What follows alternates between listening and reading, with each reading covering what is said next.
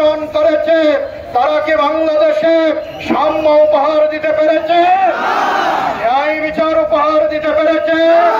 সামাজিক ন্যায় বিচার এসেছে?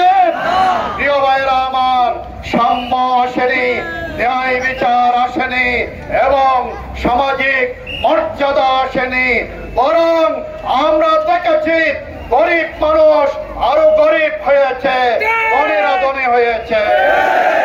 আমাদের রাজনীতিবিদেরা এমপি মন্ত্রী হওয়ার পরে যাদের কিছুই ছিল না তারা শত শত কোটি টাকার মালিক হয়েছে। বাংলাদেশ ফ্যাসিবাদ মুক্ত হয়েছে। পেকুয়ার কৃতি সন্তান চট্টগ্রামের রাজপথে 16 জুলাই রক্ত দিয়ে বৈষম্য বিরোধী এই আন্দোলনকে ত্বরান্বিত করেছিলেন শহীদ ওয়াসিম আকরাম।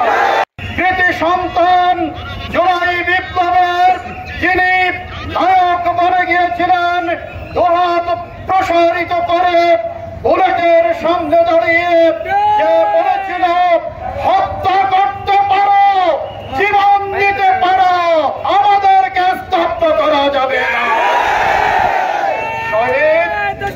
শহীদ আবু সাইদকে আজকের এই সমাবেশ থেকে আমরা স্মরণ করছি।